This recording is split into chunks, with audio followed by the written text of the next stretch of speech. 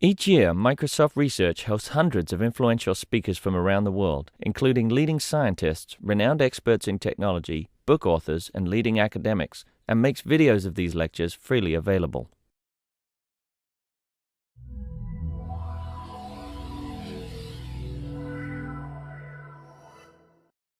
Different eras. Yeah. Good afternoon, everyone, and welcome. Thanks for your patience. My name is Kim Ricketts, and I'm here to introduce and welcome Harold McGee, who is visiting us as part of the Microsoft Research Visiting Speaker Series and the Microsoft Chef Series. We're here together in the same room. Harold is here today to discuss his book, Keys to Good Cooking, A Guide to Making the Best of Food and Recipes. In the confusing and often contradictory world of food safety, appliances, ingredients, and recipes, we can rely upon science to guide us from market to table. Long-held assumptions about cooking often fall away when examined and held up to scientific tests. Yet understanding this food science will lead directly to better, safer, and more delicious food. Harold writes about the science of food and cooking and is the author of the award-winning classic on food and cooking, The Science and Lore of the Kitchen. He writes a monthly column, The Curious Cook, for the New York Times. He has been named Food Writer of the Year by Bon Appetit magazine and to the Time 100, an annual list of the world's most influential people. Please join me in welcoming Harold McGee to Microsoft.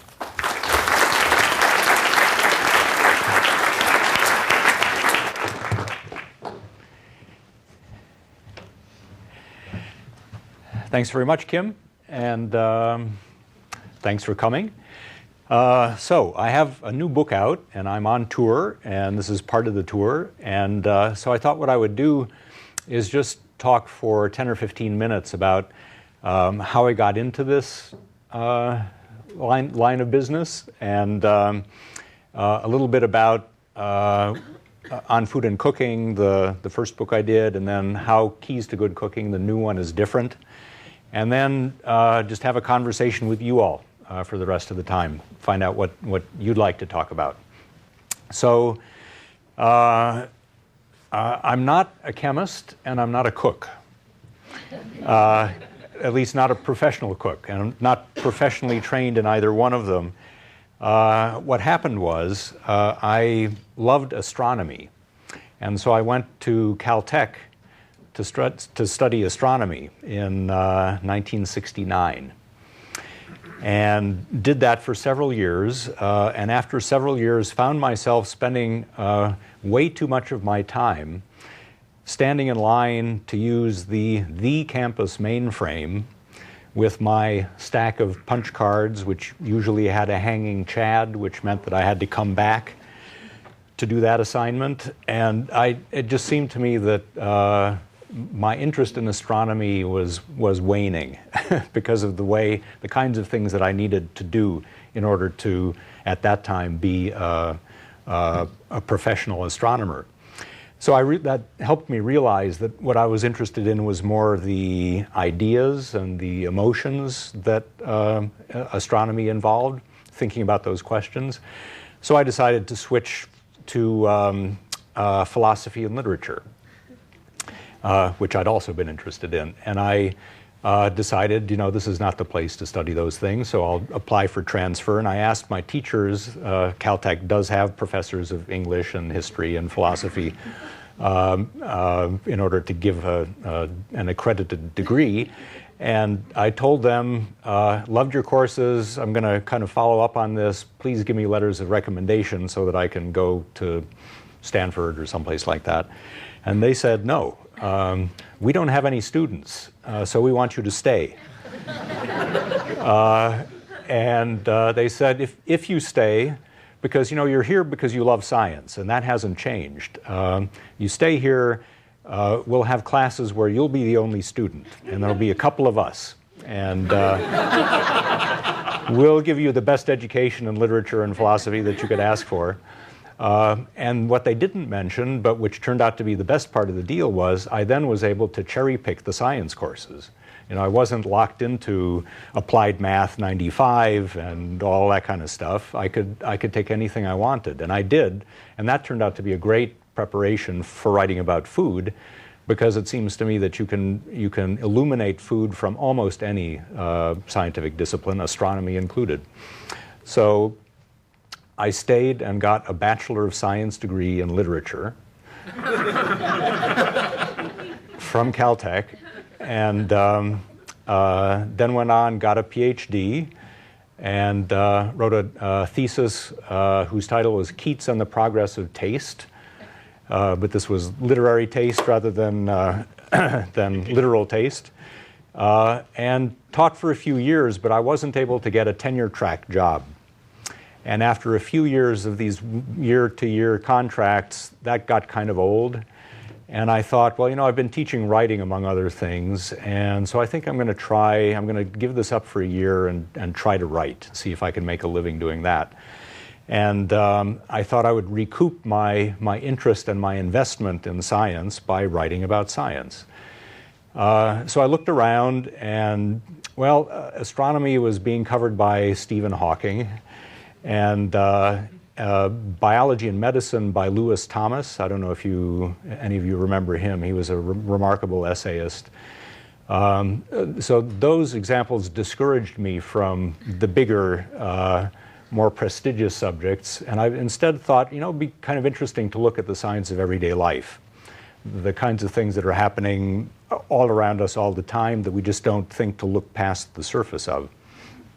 And weather is interesting, and geology is interesting, all kinds of things are interesting, but I settled on food for a couple of reasons. One was that it's the place where we interact with natural materials and actually do things to them, make a difference with them. With the weather, we just suffer it. We observe it, and that's about it. With food, we can actually do things, and fun things, creative things, and experiment. So I thought that was one big advantage. I also was getting interested in cooking. I'm now in my mid to late 20s and getting more interested in that kind of thing, and wine. And then what really did it for me was a very particular question from a friend of mine who was from New Orleans, a Coleridge scholar who loved red beans and rice. And so I was just talking about this idea of writing about the science of cooking one day. And he said, okay, if you're going to write about the science of cooking, I've got a question for you. He said, my favorite food is red beans and rice, and my problem with my favorite food is I can only have a little bit of it, otherwise I suffer. And so I want to know why it is that red beans give me gas, and I want to know, is there anything I can do about that? Are there other beans that are less troublesome? Could I replace with those? And this was right about the same time that Blazing Saddles came out. So it was a topical question. And I went to the library for the first time really to delve into the food science literature to see if that kind of information was available. I thought it was a very good question and fun. And discovered on that trip to the library the TX section of the Library of Congress system, which I'd never been in before, and which is was just this undiscovered treasure trove of arcane information about foods and food preparation processes that had been developed for industry, but never translated for restaurant cooks, home cooks, just ordinary people who are interested in food. So I knew that I'd found something that I could spend a couple of years on and do something interesting with. I also found the answer to my friend's question, which was great. But beyond that, I found that most of the research on the subject had been funded by NASA. And if you think about it, it makes a lot of sense. And that made me realize, and my publisher then reinforced this idea that just as interesting as the facts are how we come to know the facts and how they connect with other things in the world. So that's how I came to write on food and cooking. And I had the idea in the late 70s. It was a time when Americans were beginning to get really interested in food, but the food revolution had not really begun. So I was just very luckily placed to take advantage of that as it developed. I wrote the book on an electric typewriter I did research for the book by going to libraries and finding the index volumes of poultry science and cereal chemistry, and looking to see if anyone had addressed the issue of whatever over 10 years, and if not, then I gave up because I couldn't spend all my time on that particular question. It was a very inefficient way to do research, and the information was pretty sparse. So then, 20 years later, when the second edition came out, the red volume, the problem was actually the reverse. Now we had computers and the internet, and there was too much information. And I would go to UC Davis, which has a great food science department, and essentially immerse myself in the subject for a week, stay at a hotel and be at the library all day, and then take all the stuff that I was able to find out home with me and turn it into a chapter. So that's the story of On Food and Cooking. Keys to Good Cooking, the new one, came about because a lot of professional and home cooks who like On Food and Cooking also told me the problem with this book is that if I have a particular problem in the kitchen, it takes me way too long to find the answer because there's all this other stuff in there. It's not just practical information, it's where these things came from and how other cultures use them, and interesting to know, but not helpful in the kitchen. On Food and Cooking is a book that's meant to be read in a chair, sitting down and reading sections at a time. Keys to Good Cooking is meant to be used in the kitchen to answer questions in the course of cooking. So it's a reference book about techniques, ingredients, problems, best ways to do things, worst ways to do things, so that if you're picking a recipe or you've got a recipe and it's leading you down the wrong path and you know that, or if it's Thanksgiving and you haven't cooked a turkey for a year and you want to remind yourself what that involves and what are the pros and cons of brining and stuffing and all that kind of thing, that's what's in this book. No recipes, but lots of information to help you work with recipes. It's a very interesting time in the food and cooking world, because when I started writing about the science of food and cooking, people generally thought it was a strange idea. And any kind of press I got was sort of the mad scientist approach. What's this crazy guy doing? But now it's become fashionable, and there are TV shows about it, and every magazine and recipe book will include sidebars about what's happening to the protein molecules when you're doing this and doing that. And of course, there's experimental cooking, the kind of thing that Nathan Myhrvold is about to publish a magnum opus on. Along with all that has come a lot of misinformation or just bad information, because because it's now a fashionable subject, everybody's getting into the act, and people are saying molecules do this and that just in order to be able to use the word molecules. And so there is a lot of misleading information out there, and that's, again, part of the reason I thought it would be useful to have a book that does nothing but talk about that kind of thing, so that you don't have to take it on faith that this particular recipe for pasta is giving you the real deal on starch. Anyway, that's how I came to do this. That's what Keys to Good Cooking is all about, and now I'd be happy to talk about whatever you'd like to talk about. Yes? I recently acquired a incredibly convenient recipe for making pumpkin custard, which I've now made like 5 or 6 times back to back because it keeps running out. And it doesn't follow what you described in On Food and Cooking as the way to make custard at all, and so I thought I'd ask, why does it work? It just consists of taking a can of pumpkin puree and 16 ounces of cottage cheese or yogurt, 4 eggs, some sugar, some cinnamon, mix it up, put it in ramekins, toss it in the oven for half an hour, you're done. No slow cooking over the stove, adding the hot milk to the meat.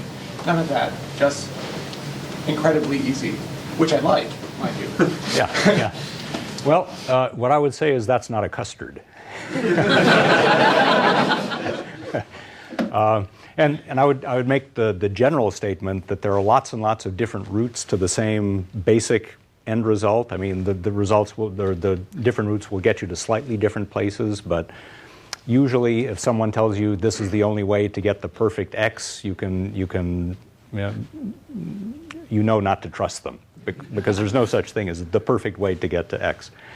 But that's a recipe that a custard is egg setting liquid, and the fact that you start with concentrated pumpkin or sweet potato puree, that's starch. You're making a pudding, not a custard. And puddings are very easy to make. There's no risk of the egg proteins curdling because they've been protected by all the starch that comes from the pumpkin. So, but it sounds delicious.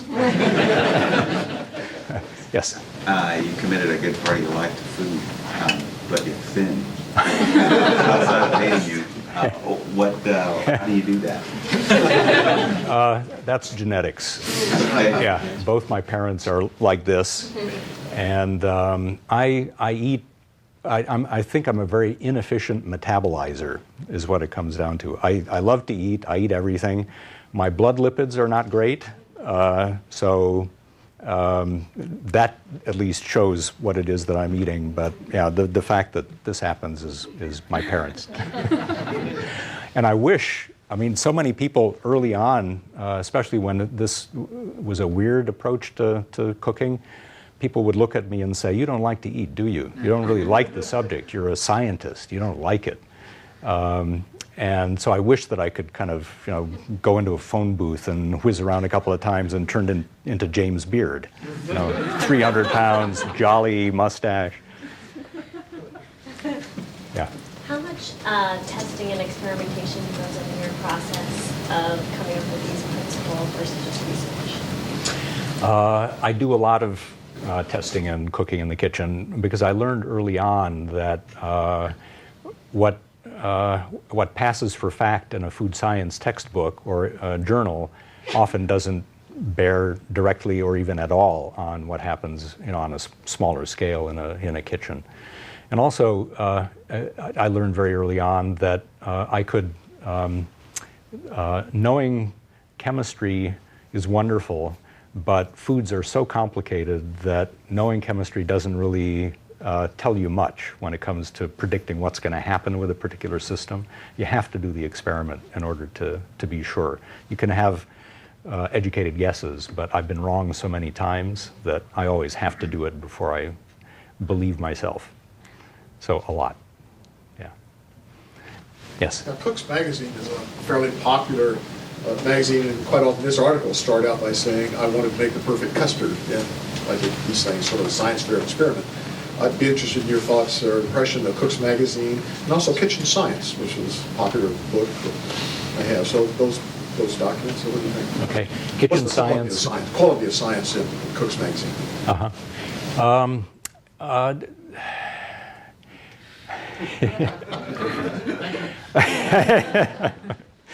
No, I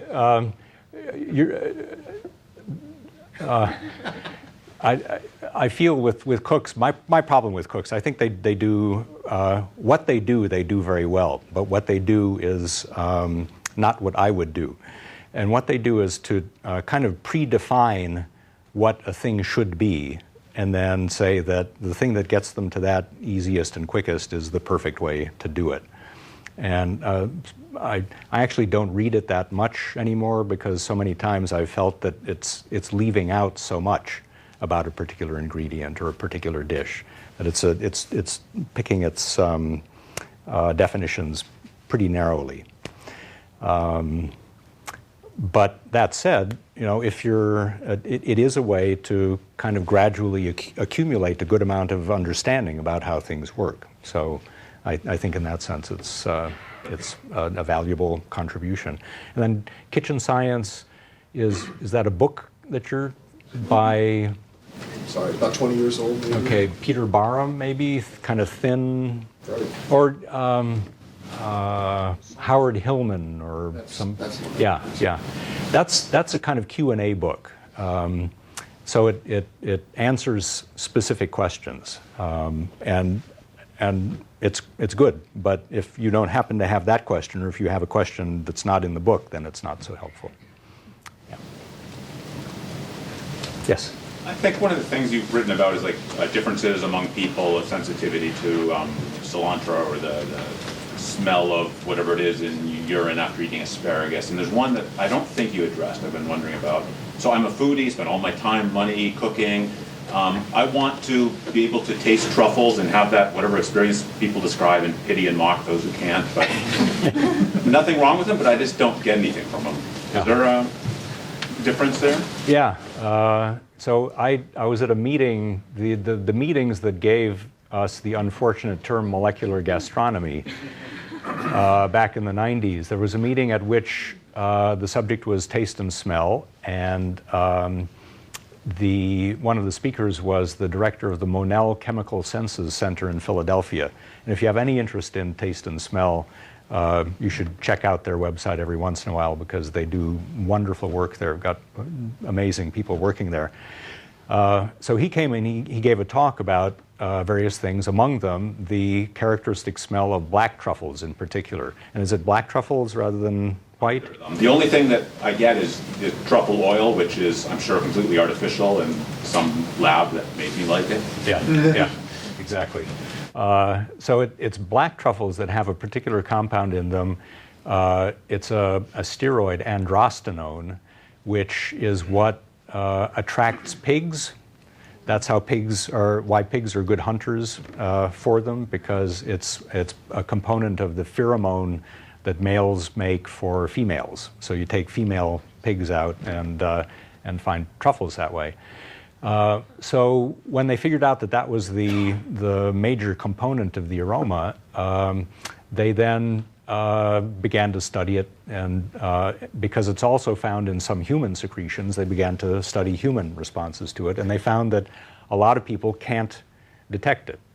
And so that actually became a demonstration at Monell. They would, if you came to do a tour, they would give you a sample and ask you to smell it, and they were actually taking statistics. Can you smell it? And isn't it interesting that some of us can smell it, some of us can't, and that kind of thing. The guy who was giving the tour most often couldn't smell it. But after a few months of giving the tour, he started to smell it. And so what that indicates is that sometimes we may have receptors for things that are expressed in very low numbers, not high enough that we'll actually be able to register them, but that with repeated exposure, there's some mechanism that multiplies those receptors to the point that you can actually detect them. So Gary gave this talk at RHA to explain this, and there was a chef, French chef, 3-star chef, Pierre Gagnier, no less, who was there, and this test tube was passed around. He couldn't smell it. French 3-star chef can't smell truffles. So it happens to the best of us, but if you'd like to work on it, you can work on it.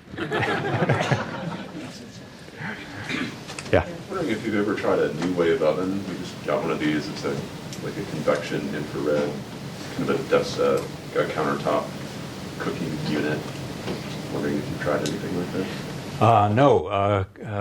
New wave is what it's called. Yeah. Convection and microwave and. It's convection infrared and maybe. Oh, infrared as well. Yeah. Okay. So it's so it's got a halogen. Last night it came out pretty well. Yeah. So these have been around for, I'd say, about 10 years or so, and there was a big launch of them about 10 years ago, and then they disappeared. I guess they were too expensive or something, but they maybe their time is coming. There are, I think there's a lot to be said for them, because there are lots of ways to get energy into foods, and different things get energy into different depths or at different rates, and that can be really useful for kind of fine-tuning the cooking of meats especially. But I don't know that particular one. I'll have to get one and start playing. Yes? I think you saw this on an episode of Top Chef when they were one of the challenges was to do something with lobster, and one of the contestants boiled the lobster, and she put a cork, like a wine bottle cork or a champagne cork, in the water with the lobster, and she said this is an old trick to, and it helps keep the lobster meat tender, right? And that just totally didn't make any sense to me. So I was wondering if there's any actual basis in fact, or was she just a little wives' tale thing? Yeah. It seems to me that it's a little old Italian chef's tale. That's because it's a very common thing that's said about cooking octopus. If you're going to stew octopus, that you should have a wine cork in the liquid. So I was actually working in the kitchens one day at the French Laundry down in California, and it's still remarkable to me that this kind of thing goes on in a kitchen of that caliber. But I was there to kind of answer questions, talk with people, and this question came up. There was a chef from Italy. They were making octopus, who said, "Why aren't you putting corks in the water?"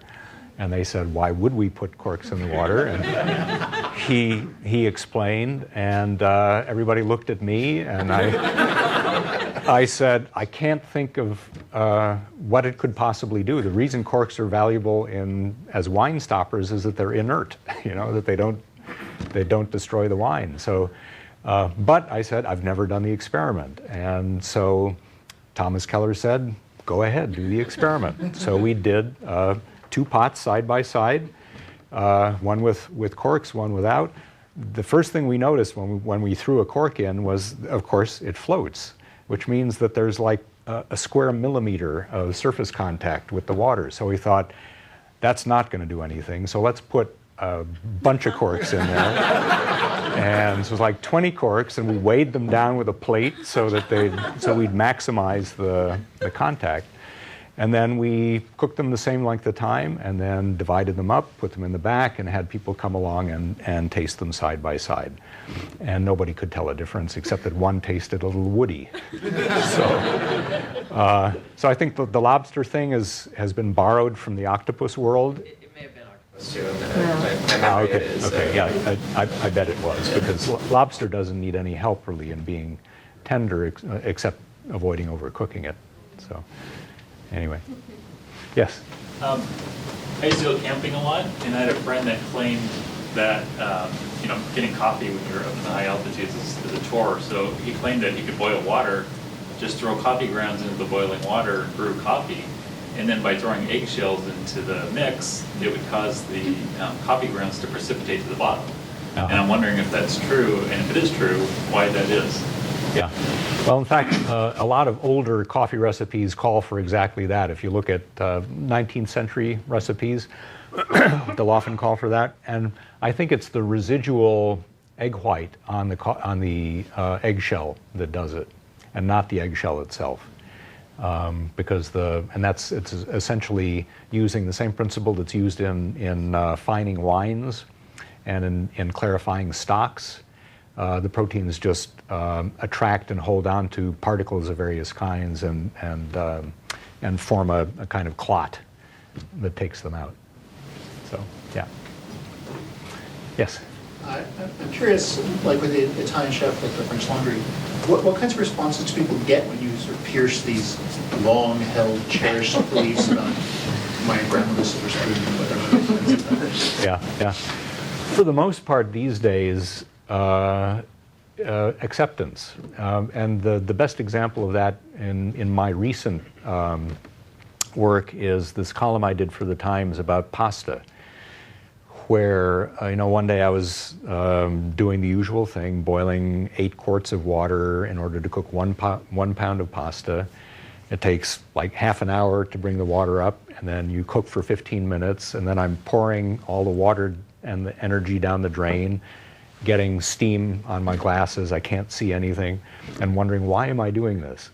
So I tried starting with cold water, and pasta, cold water, cold pan, turn on the heat, and just enough water to cover the pasta, kind of like rice or something like that. And all the books say it's going to come out gummy and sticky and so on. It didn't. It came out delicious. And the cooking liquid did get very thick, but it was thick in the way that a sauce is thick and had a wonderful pasta flavor. So I presented this to my editor, and he said, okay, that's great. Call Marcella Hazan and call Lydia Bastianic and get them to comment on this, because it's contrary to anything they've ever written or done. And so I did that and was shocked at the result. They both said, that's interesting, let me give it a try and I'll get back to you. And they both tried it, got back to me and said, both of them in their own ways, you know, that's not so bad. I still prefer mine, but thank you for checking that kind of thing out. I thought I was going to get exactly what you, yeah. So, yeah, I think people are much more open to the possibility these days that there are more than one route to the same goal, and it's worth knowing about them. Yeah. There's a question back there. Yeah. So I have both of your books, and I haven't read them all yet, but I'm petrified that after this lecture I'll go home and I will have a question to which your books will not have an answer to. And then where do I go? I guarantee you that that's going to happen. And that's part of the point, actually. If I can get you to be thinking about food in such a way that you end up with more questions than answers, I think that's a good thing. And I would say for a lot of time, for a lot of things, the place to go for an answer that you don't find in the book is into the kitchen to do an experiment and to see what happens. I get a lot of questions where people will ask me, what will happen if I do X? And my response is, do it and find out. Because there is still so much, I think, just to observe from doing side-by-side comparisons, you know, an experiment and a control. That's why I love birds, by the way. I'm getting a little tired of Thanksgiving stuff at this point, but birds are wonderful because they're bilaterally symmetrical. So you can do one thing to one side, something else to the other side, stick it in the same oven, all set. Yes? Can you comment on the belief that reheating food in a microwave in plastic affects the food at a molecular level? Reheating, microwaving food when the food comes in contact with plastic wrap is generally advised against, because plasticizers in the wrap can end up migrating into the food at those high temperatures. And that's not in general a desirable thing, to have these unknown and foreign materials in our foods. Now I think it's much less of an issue these days because the formerly nasty but really useful plastic wraps like Saran and PVC, Saran, and I discovered this the hard way by doing a demonstration that failed. Saran has been reformulated. It's now just polyethylene, but it used to be polyvinylidene chloride, which was a really, really good oxygen barrier. It was the best plastic wrap. But it's environmentally unfriendly, and you didn't want to heat with it because some stuff could leach into the food, and that wouldn't be good. Polyethylene doesn't have much of that, so it's much less of an issue with polyethylene, but I still think, you know, on the precautionary principle, and there's no need for it to be the case. When I warm something up in the microwave, I have it in a glass or a ceramic bowl, and I just put a plate on top of it. And then you don't have to worry about it. Yes? So what do you think about the whole sous-vide thing? Because like I have a friend who is really into gadgets, and he went and he got an immersion circulator, which his girlfriend calls a bucket with a thing. And he got the vacuum sealer, and he's proceeded to make all sorts of things, you know, at precise sous-vide temperatures. And he did these ribs at 120 degrees Fahrenheit. And I look at that and I think, oh my God, from a food safety perspective, is this a problem? So I'm sort of wondering, are these going to come into our kitchens? And when they do, is there going to be like a mass epidemic of, you know, people having problems from food that's not heated enough? Yeah, good question. So sous vide is French for under vacuum, and it refers to the vacuum packing part of it, which is putting foods into plastic so that when you then put them into this very well-controlled water bath, they're not exposed to the water. So to me, that's kind of getting things backwards, because the important thing about the technique isn't the wrapping, it's the temperature control. And so I prefer to talk about low temperature or precise temperature control cooking. And in a way, it's kind of amazing that it's taken this long for cooks to have access to that kind of control. I mean, it's been in laboratories for decades. And cooking is essentially taking ingredients and transforming them with heat. And if you don't have control over the heat, it can be dicey. That's why I think so many things don't come out so well. So, especially for meat and fish, I think it's a wonderful thing. If people are cooking things at 120 degrees, then yeah, that's a problem, because that's right at the cusp of bacteria having a really great time and bacteria beginning to die off. And you don't want to be up there. But the books that have come out on the subject, and Nathan's will be another amazing tome. I think there will be pretty much a whole volume devoted just to that technique. The rules are pretty clear about the temperatures and the times and so on. And if people follow the rules, everything will be fine. If people don't follow the rules, then there could be problems. Fortunately, I think most 120 is pretty low even for rare meat. So if you get it up to 130, 135, it's still pretty rare. And that's a good temperature for killing bacteria. It just takes a longer time to do so.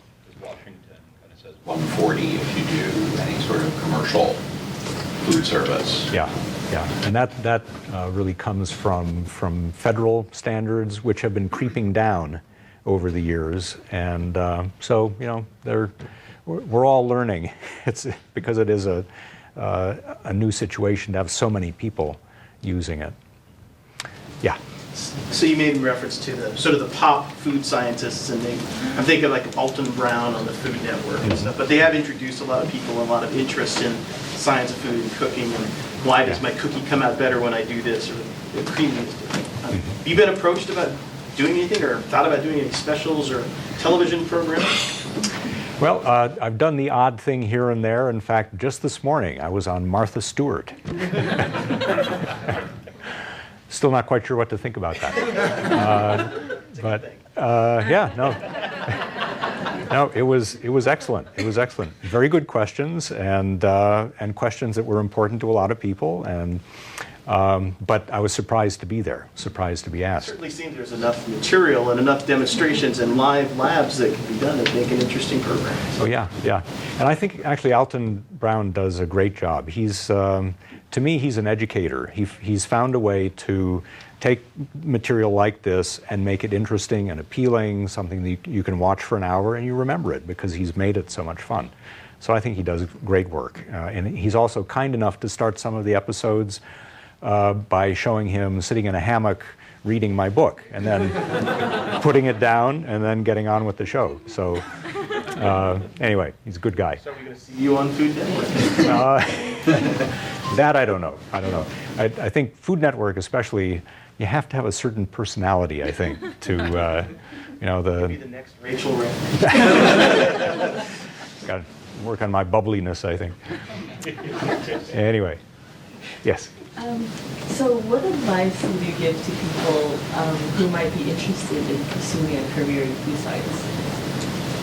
Advice for people interested in pursuing food science. I think it's a really interesting time to be going into food science right now because 10 or 15 years ago, the career path was pretty direct from school to craft. That was really about it. Or to an academic position where you would then get funds from craft to work on processed cheese. But one of the interesting things that's happened in this kind of the way food science has become fashionable is that food scientists have realized that their subject is sexier than they knew. But it's only interesting to more people if they address issues that are of interest to more people.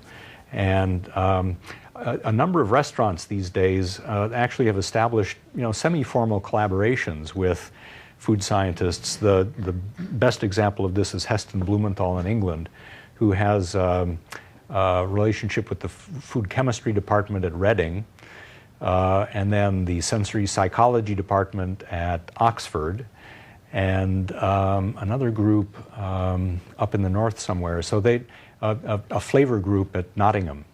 And so these people all come down to the restaurant every once in a while, and he has a research and development kitchen as well as his restaurant kitchen. And the R&D kitchen is there essentially to come up with new ideas and better understanding of things. And I'm sorry? Oh, El Bulli have that as well? El Bulli has that as well, yeah. And a number of restaurants now. I mean, maybe not as formal or with as many people involved, but so I think that's going to happen more and more. And on the other side, the food companies are realizing that these chefs know something about what makes foods delicious that will be worth their knowing too. And food scientists are going to be the people who will help translate what it is that chefs have learned to do over the course of thousands of years, and find ways of making mass-produced foods better. So I think there are opportunities in the restaurant world and in the manufacturing world that didn't exist before. So it's a good time, and there's some good programs. UC Davis, Rutgers, Illinois, UMass, lots of good programs. Yes? When you make mashed potatoes, do you boil them whole with the skin still on and then try to get the skin off when they're raging hot? Because I've read that a few times, but it just is too difficult. Yeah. No, I don't do that. I pre-peel, I steam them. I use steam a lot because it's a way of using, again, less water, less energy, less time. It's a lot faster. And steam other things in there as well at the same time, garlic and celery and things like that, and then just mash them up together. Yeah. Yes? I'm always surprised at recipes that use whole numbers for things. Like, why does the cake take 3 eggs rather than 2.7 egg whites and 2.4 egg yolks? Why are recipes so flexible in this way? Well, if you think about how anyone would ever have tried it with fractional whites and yolks, you got a whole egg, you're going to throw in a whole egg, or maybe you'll separate it into whites or yolks, or throw in 3 whites for 2 yolks, or something like that. But I think when it comes to cakes and breads and things like that, there is a tremendous amount of flexibility, and you can make fairly substantial changes in proportions of the major ingredients and still have it come out palatable. They'll be different, but they'll still be palatable. And then it becomes a question of, what exactly are you aiming for? What is your definition of perfection for a layer cake or something like that? And if it's worth measuring out fractional yolks and whites, then that's what you'll do. Otherwise, you'll take the easy way and just use whole measures. But I think it is true that a lot of ideas about desirable proportions are very arbitrary. And an example I'll give you is mayonnaise, which I've written about, where classic recipes say that in order to emulsify 1 cup of oil, you need 1 egg yolk. And that's pretty suspicious sounding, right? So when I read that and thought about it, I thought, that is probably arbitrary. I'm going to see how many cups of oil you really can emulsify with 1 egg yolk. And the answer was quarts. Not 2 cups or 3 cups, but quarts. Again, I think what happens is that people find a set of proportions or a method that works, and then they say, this is the way to do it. When in fact it's just one way. Yes? As an appetizer, would you describe 1 or 2 topics that I would find in your book, in your new book? Okay. Well, there is a whole chapter on food safety, since that question was raised. I think it should be an issue not just for people doing sous vide cooking, but for anybody who cooks for other people. And the way people take care of or don't take care of leftovers, I think, is a place where we would have many better next mornings than we do now if people took more care with that. Didn't quite relax after dinner until they'd put things away rather than letting them sit out for a long time. So that chapter tries to essentially summarize what's going on in a kitchen, what microbes are there, how do they persist, what can you do about them, can you live with them, those sorts of issues, as well as specific things to do if you're dealing with people who are ill, that kind of thing. So that's one example. And then the other things are, again, basic advice about everyday techniques and everyday dishes, but pointing out that there is more than one way to get to the same thing. So I don't think you'll find the pasta idea in a cookbook.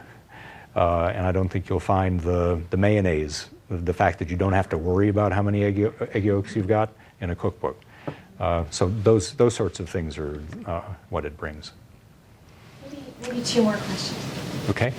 Let's see. I see. How about people who haven't had a chance to ask a question yet? Okay. So I know you said that there's many paths to get to the same ending, but Thanksgiving's next week. You found to be like a pretty straightforward, simple, great way to get a great turkey. What would be your first choice after all the experimenting? I would say, if that's what you want, cut it up into breast and leg and cook them separately. And if that's acceptable, it works great. If you want to present a whole bird, then it really is a challenge, because you've got these two different kinds of meat that need to be cooked to different temperatures, and they're on the same bird in the same oven. If presentation is less of an issue, then definitely cook them separately and cook the breast to 150 and the legs to 165 or 170. And get a nice digital thermometer, not the so-called instant read dial thermometers that are unreliable. If you're going to do the whole bird, then the thing that I like to do, although it still doesn't absolve you of really paying close attention, is to take the bird out a few hours ahead of time and ice the breasts down while the legs warm up to room temperature. And then the bird goes into the oven with a temperature differential built in. And if you catch the breast at just the right moment, it's good. But you still have to monitor it. Okay, in the way back. Well, this is a question for my own sanity. My boyfriend has been obsessed with making stock for the last month. He's an engineer, so he's extremely precise. And I'm not a foodie. I'm a foodie that definitely I enjoy food, but I'm not precise when I'm cooking. Do you have any advice? About how to live with him? On how to give him tips for the stock. I tried like the last 5 that he made, and to me it's absolutely delicious. But he's not happy with it. He's like, there's something missing. Something missing.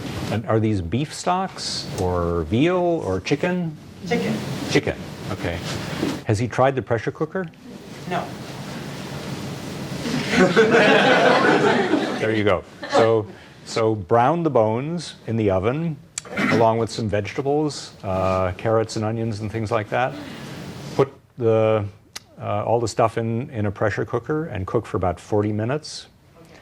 And the great thing about the pressure cooker is, because he says something's missing, when you're cooking a stock in the traditional way, the kitchen smells great, and that's because all this aroma is coming out of the stock. In a pressure cooker, it's retained, doesn't go anywhere. And so he may find that that gives him a more concentrated flavor. So put everything in the oven for 40 minutes. The bones? Yeah, brown things.